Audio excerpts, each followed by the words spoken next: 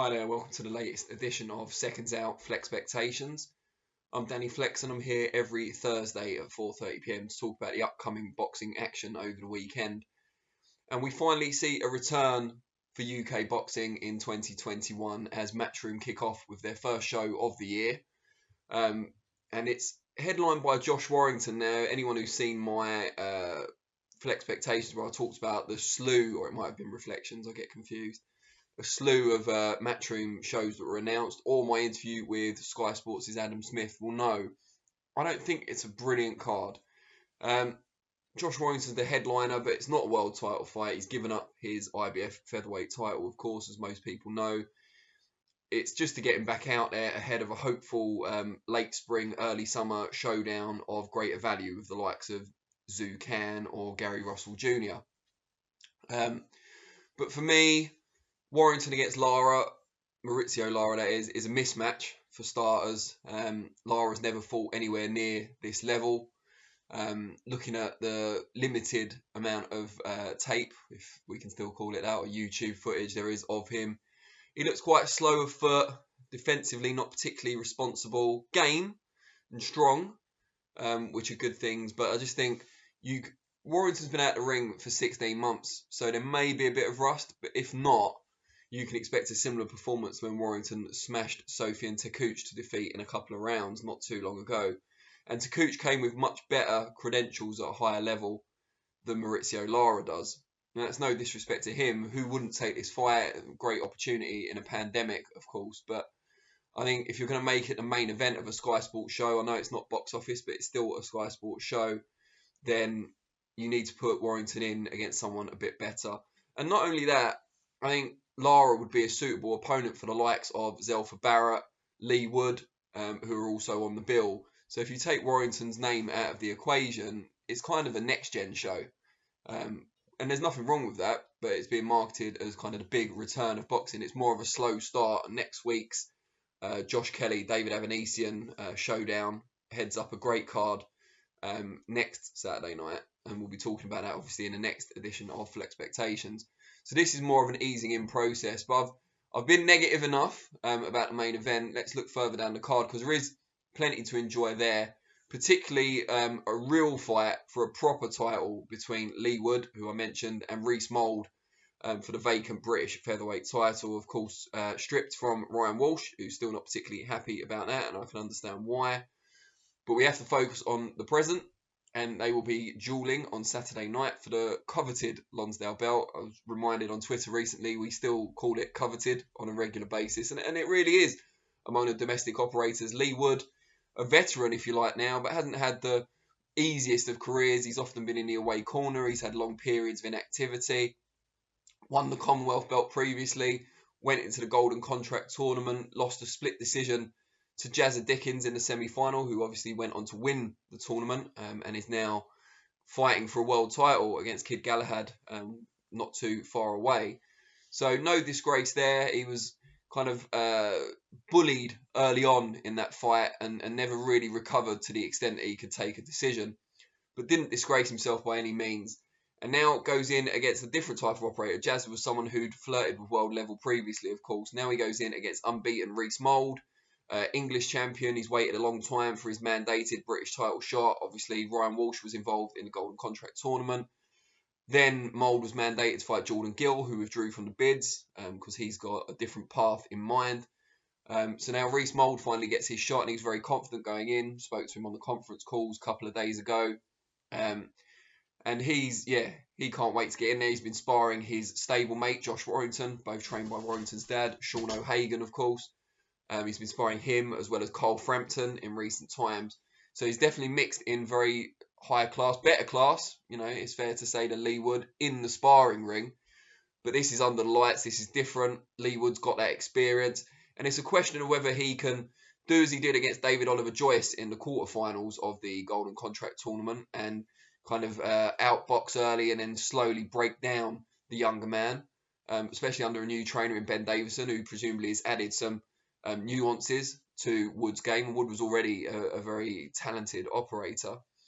Or whether Reece Mould's hunger, punch power, work rate can overwhelm Leigh Wood at this the relative stages of their respective careers. For me, and I was surprised that Wood's a narrow favourite with the bookies. I thought Mould, being the younger, fresher, more on form fighter, would be the favourite, but then Leigh Wood's had greater exposure in the past on Sky Sports and so on. But yeah, so I was surprised about that. But for me, on paper, it's a genuine 50-50 fight. Certainly the best fight on this card. And it guarantees fireworks. They can both punch, they can both box. Neither really like to take a backward step, although I'd say Wood, looking at their career so far, appears to be the more versatile. But yeah, really, really intriguing clash, so don't miss that one. Slightly further down the bill, you've got Zelfa Barra and Kiko Martinez. Now, for me, this is an example not so much of a great fight, but of great matchmaking for Barra. And if you need any further evidence of this, it's that both Jordan Gill and Archie Sharp, the teams behind them, have both said they were trying to get Kiko Martinez as an opponent for their fighters previously. And the reason everyone wants Martinez is quite simple. It's an age-old boxing story. He's a former world champion. He's been seen on these shores many times before against some of our, more well-known operators, including Josh Warrington, of course. So he's got the name value, but he is eminently beatable at this stage of his career. Not only is he in the veteran period now, but also he's quite limited, even though he's been around for a long time. He's never really added great nuances to his game. He's a come-forward operator, likes to throw those big swinging hooks, constantly, if he's allowed to be, constantly on his opponent's chest, looking to wing his way to victory. And that hasn't really changed much since he first came over here. Since he beat Bernard Dunn, surprisingly, at the time. And then since he came over to the UK and fought Rendell Munro twice, losing both times. The first one pretty close, actually, but the second one, not so much.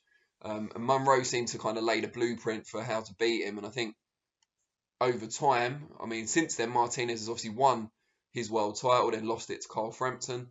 Again, no shame in that, but he's just at the right stage of his career. He's also moving up from featherweight. Zelfa Barrett's quite a big super featherweight. Very talented, very skillful, fast hands, good use of angles, good footwork. And as we saw against Eric Donovan back at Fight Camp last year, he can also pull out some real big power punches when he needs to. And he certainly needed to against Eric Donovan, who was staying right with him in that fight. Kiko Martinez, you would expect to have some success early on because he does throw a lot of shots and he does make it uncomfortable for his opponent. But Zelfa's got good judgment of distance. He's the bigger guy, he's the rangier guy. And you've got to think that as the fight goes on, he'll gradually start to beat up Martinez and get a mid to late stoppage, you would think. But yeah, example of great matchmaking because it puts Barra on the map in terms of the world scene in a fight that he will feel he can win style-wise, pretty friendly for him. Also, on the undercard, we get to see some of the young prospects we're quite excited about, including Dalton Smith, who's got to cope with a late notice change of opponent, Ishmael Ellis, coming in for the COVID-afflicted Lee Appleyard. But we hope the Appleyard fight can be resurrected later on because it is the superior contest out of the two. That's no one's fault, of course. Ibrahim Nadeem, who's trained by Ricky Hatton, he's on there too. And Hopi Price, who lots of people are excited about, trained by Dave Coldwell.